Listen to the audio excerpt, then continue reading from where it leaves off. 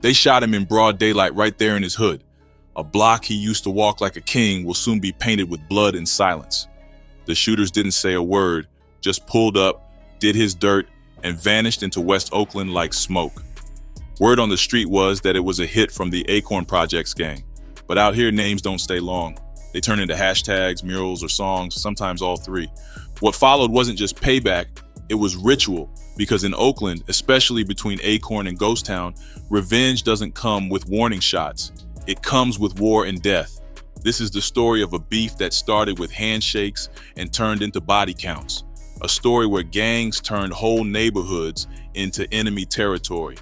And where even today, long after the raids, the sentences, the funerals, the war still talks through the music, the streets, and the silence left behind.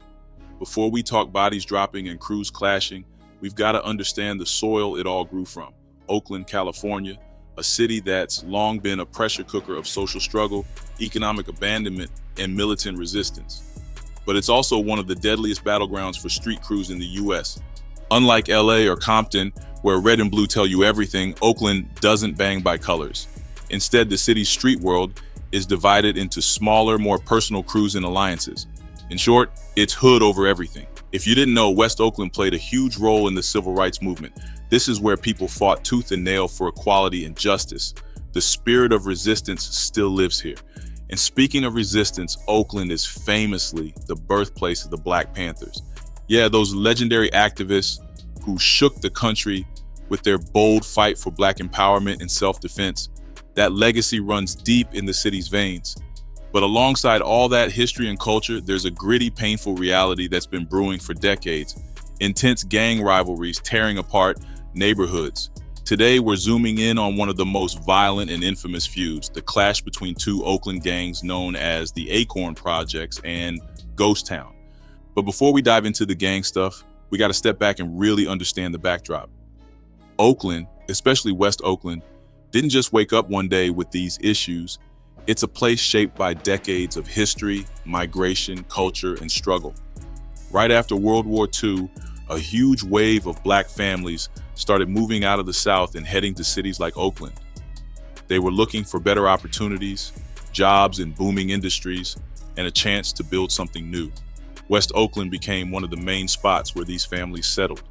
It quickly turned into a vibrant hub of Black life and culture. But with that influx came major challenges. The city wasn't exactly ready to welcome them with open arms. Instead, what happened was segregation and tension. Black families were often pushed into specific neighborhoods and denied access to better housing and resources. Over time, West Oakland became a place marked by this segregation and economic hardship.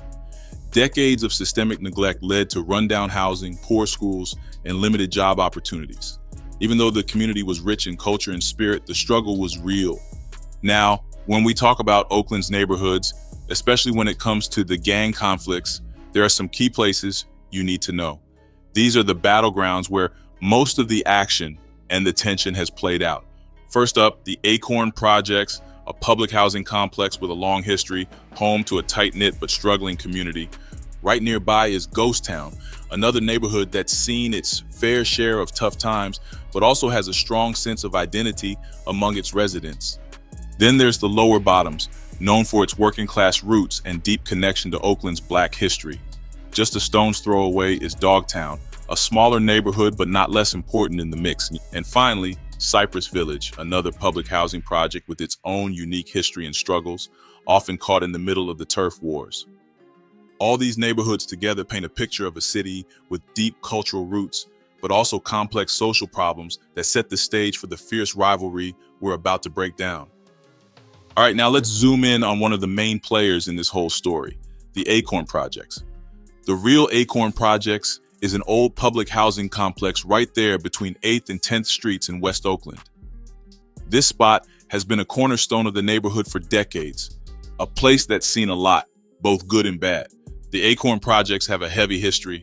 You've probably heard the name Huey P. Newton, right? The co-founder of the Black Panther Party. Well, he was killed on the very blocks where he once preached power to the people. That's West Oakland for you, where legacies don't just die, they get buried under the weight of what came after. Because out here, history isn't clean. It's pride and pain. Fists in the air, one decade. Fully loaded Glocks the next. So where did the Acorn Projects gang come from?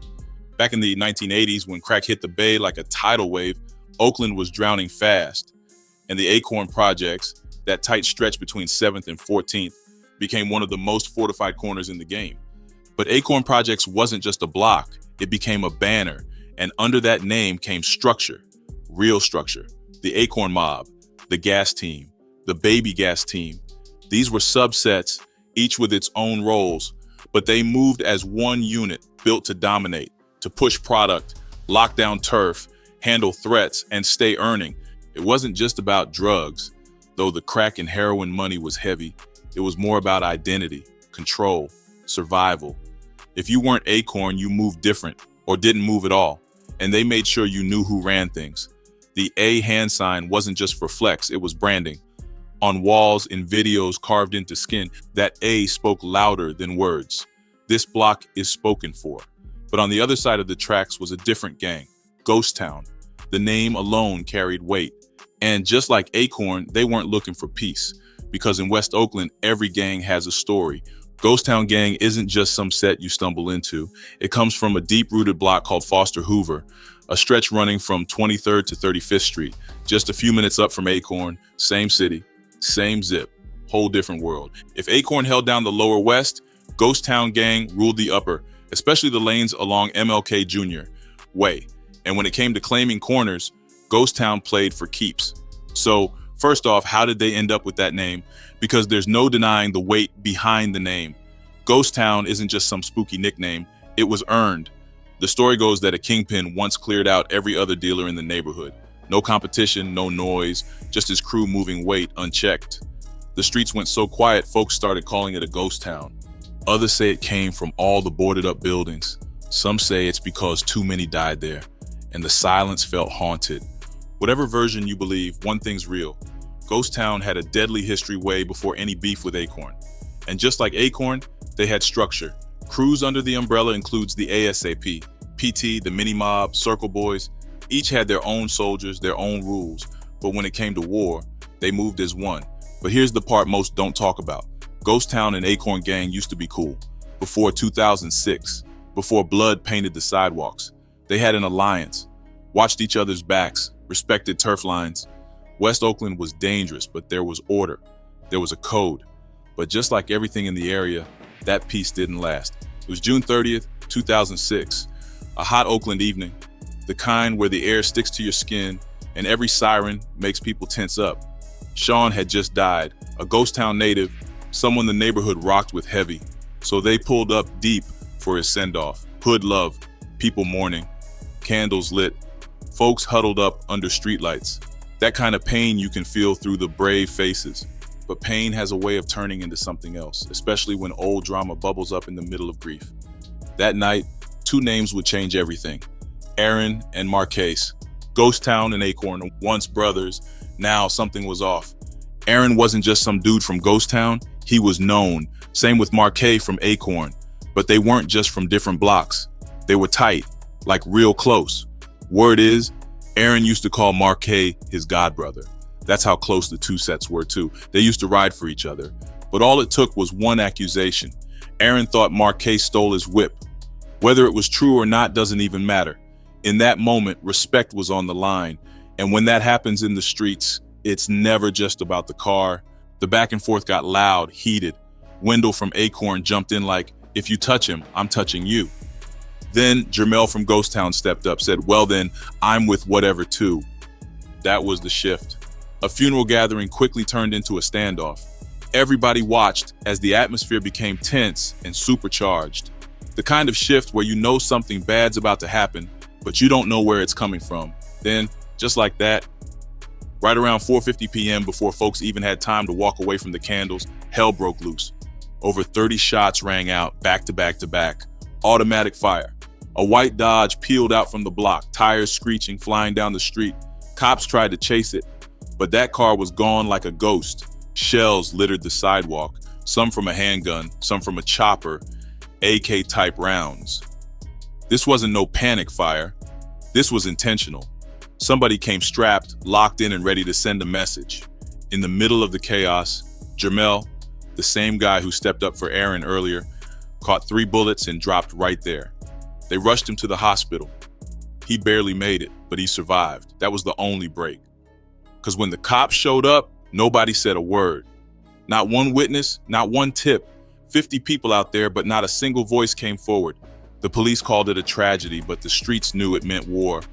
And even if nobody gave up names, everybody in that part of West Oakland knew what had just happened. That wasn't just a random drive-by. That was personal. That was intentional. That was the day the handshake between Acorn and Ghost Town officially shattered. 1 stolen car, 1 funeral, 1 shootout. That's all it took, and there was no going back after that. The code had been broken. What used to be family turned to ops overnight. Some say if that funeral had ended differently, Oakland might have stayed calm. But the truth is that Oakland had been on edge for a while. That candlelight just lit the match. And once that first body drops, you already know what follows. 1 move turns into 5. 1 funeral turns into 5 more. The block doesn't heal, it hardens. In November 2006, Wendell of Acorns was also shot and killed, adding to the growing number of men claimed to gang violence. And by 2008, the war between Acorn and Ghost Town leveled up fast, with bodies dropping left and right. Kevin McKenzie was Ghost Town to the core and popular in the streets too. He moved with a certain weight. McKenzie was not just some random name on a block, but in early 2008, he was murdered. The streets whispered that it wasn't random. Word was Acorn Gang was behind it. And right there during the shooting was Aaron. Yeah, that Aaron from the funeral fallout.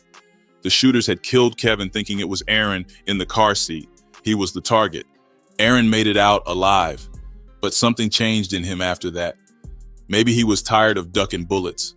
Maybe he saw the walls closing in. Whatever the reason, what he did next was unthinkable in Oakland street politics. He flipped and turned state's witness. Now, if you know anything about West Oakland, you know that ain't just dangerous, it's damn near suicidal. That move painted a giant target on Aaron's back, but he sat on the stand, told the court what he saw, and helped the feds build their case. The next year, Jermel, the one who survived that 2006 funeral, the one who stood tall for Ghost Town, was gone. This time, it wasn't at a vigil, wasn't during a face-off. It was a whole different situation. But in a war like this, every Ghost Town body that drops feels like another bullet from the same gun.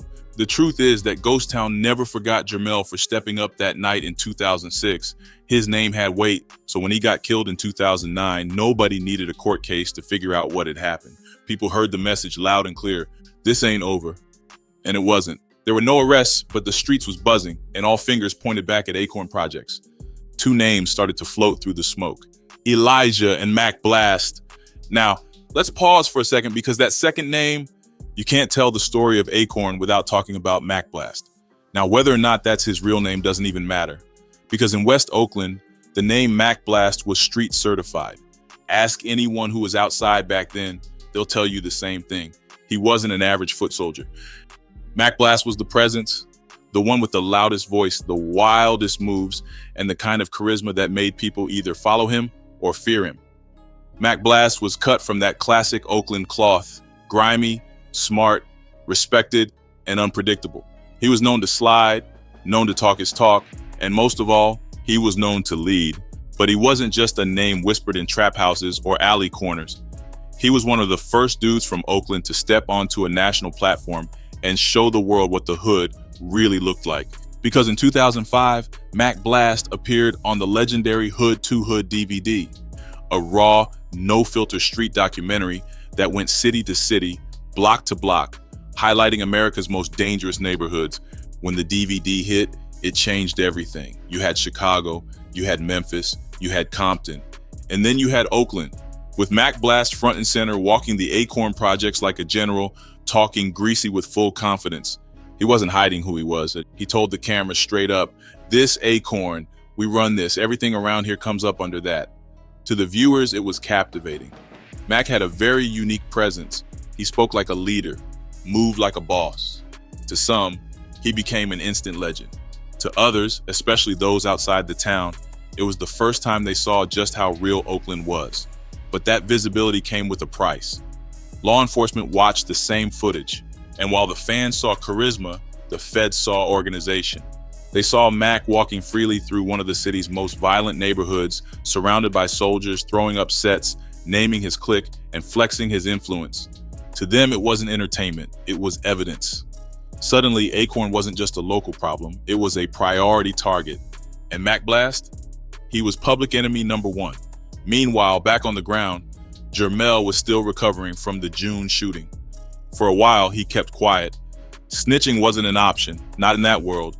But then, in 2008, while locked up on unrelated charges, Jermel decided to talk.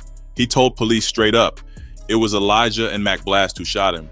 He explained that the beef between Ghost Town and Acorn hadn't been real until that day, and that since then, it had become a war with no breaks. That confession wouldn't lead to immediate convictions, but it would also pour gasoline on an already burning fire, because by that point, both Mac and Elijah were already under serious heat. That same year, 2008, the police launched a massive operation to take down the entire Acorn crew. By 2008, the streets were hot. Acorn and Ghost Town had crossed that invisible line, past petty fights, past diss records, past showdowns on street corners, and into a full-fledged war with casualties stacking like parking tickets. There was no going back, but the bullets weren't the only thing flying. The feds were watching, listening, waiting. This is the era when the game changed. The war had gotten so loud, so brazen, so visible that it didn't just spark retaliation in the streets, it brought the eyes of over a dozen agencies down on West Oakland. What followed would be one of the biggest gang crackdowns in Bay Area history. They called it Operation Nutcracker. But to the people inside Acorn, it felt more like a coordinated invasion. In early 2008, Oakland police, along with the FBI, DEA, and nearly 400 officers from 17 different law enforcement agencies, launched a 3-month sting targeting the Acorn Projects.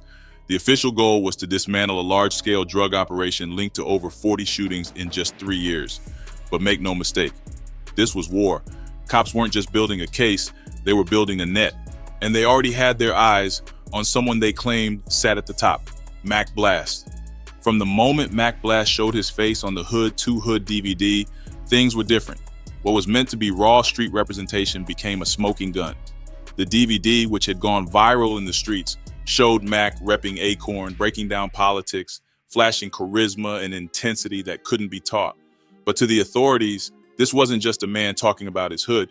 It was evidence, propaganda, confession. They tapped his phone, they wiretapped his homies, they pulled his cell records, they even pulled his songs using the lyrics like court transcripts. In those bars, prosecutors said Mac was implicating himself and everyone around him. Then came the sweep. More than 50 people connected to Acorn were arrested in a single sting operation. The entire neighborhood felt like it had been carpet bombed by warrants. This wasn't just law enforcement flexing muscle, this was symbolic. Acorn was being made an example of.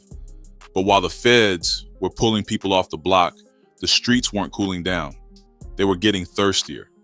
In that same year, 2008, the war with Ghost Town spilled more blood. A Ghost Town member named Skinny Pooh was gunned down while driving through West Oakland. Witnesses said they heard over 20 shots. The final count was 27, with most of them to the head. Whoever did it wasn't just trying to kill, they were trying to send a message. But the killer left something behind, a cell phone. That phone was traced back to a known Acorn member named Marcel. Oakland PD picked him up and stuck him in an interrogation room. At first, Marcel folded fast. He gave up everything, confessing that he pulled the trigger. But then, like a dog that realized the cage door had slammed shut, Marcel backpedaled. He changed the story. Now he said Warren, another Acorn member, had done the shooting, and that Marcel was only scared when he first talked because Warren was still alive. But Warren was dead now, and suddenly Marcel felt brave enough to tell the truth. He added that a third man, Jamie, was the getaway driver. Marcel thought he was getting out. Instead, he got a new home. 43 years to life imprisonment. But even as the courtrooms were filling up, the streets weren't really getting calm. In fact, things were just getting more reckless. Fast forward to June 6, 2010. 3 Ghost Town members, Ernest, Irma, and Jason, were cruising around West Oakland with 2 women in the car. They said they were just trying to buy some weed, but in a city on edge, every drive could be a scouting mission. As they rolled into an area known as the Lower Bottoms, they passed through enemy turf. Acorn, Jason, riding shotgun, spotted someone he recognized. Not the person he was looking for, but close enough.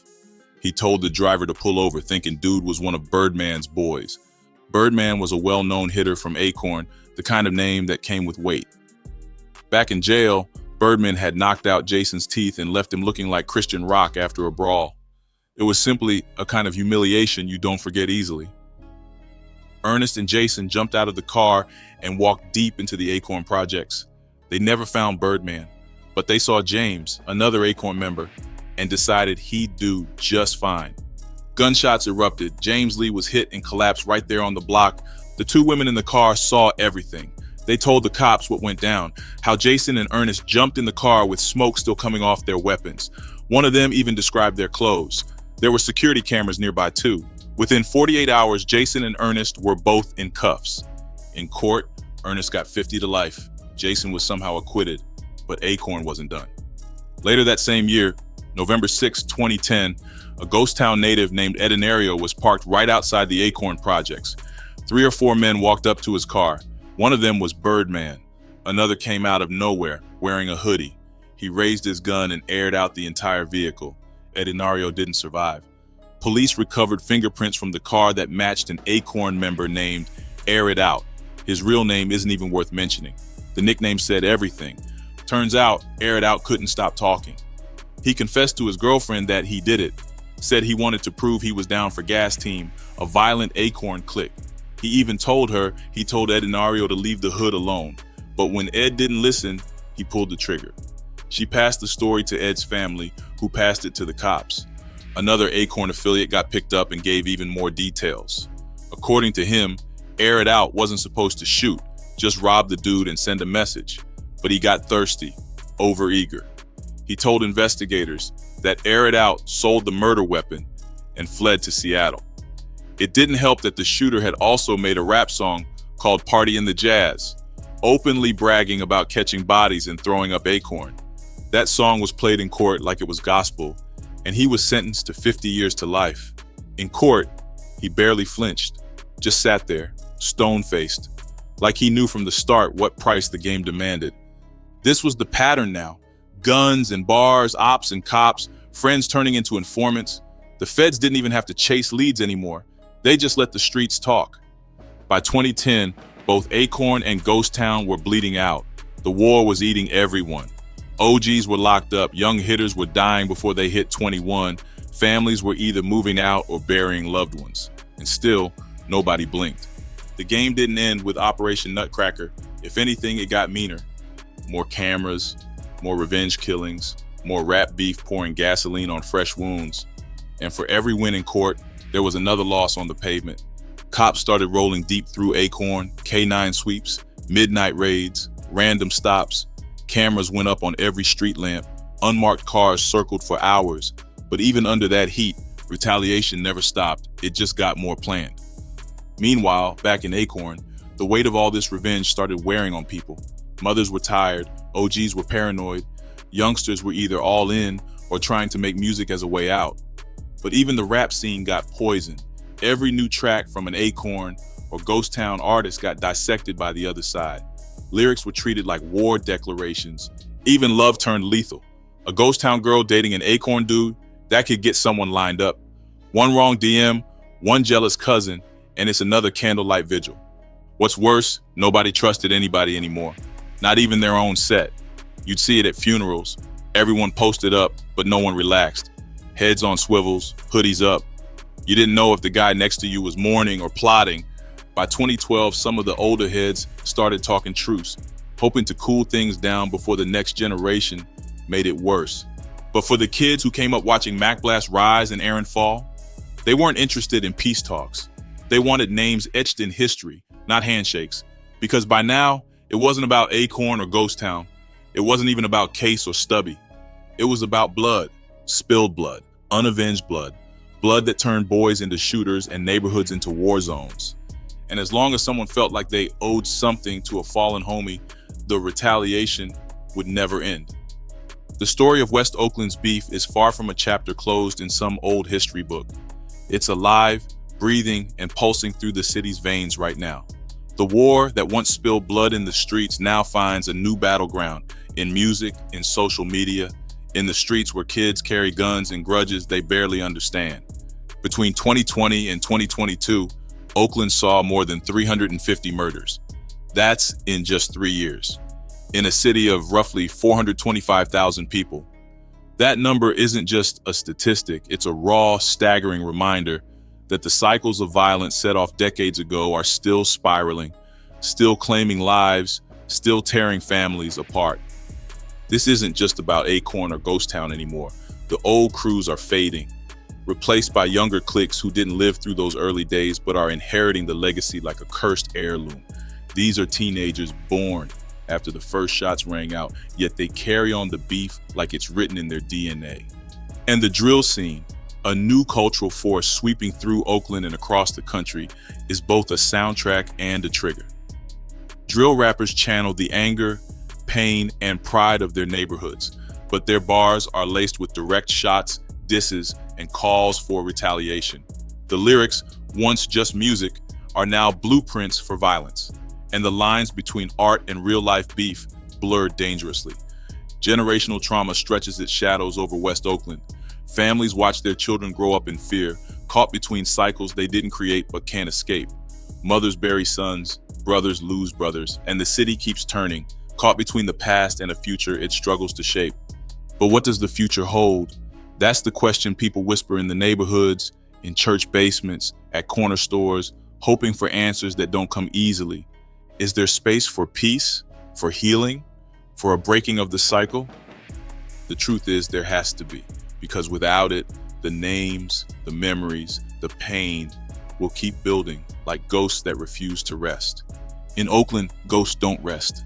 They rap, they retaliate, they reload, and until the city finds a way to break this pattern, until opportunity replaces bullet holes and voices of hope drown out the gunshots, the cycle will keep turning, taking new lives, creating new legends, and rewriting the story of West Oakland one bullet at a time. Appreciate you watching till the end. Don't forget to like and subscribe for more videos like this. See you in the next one.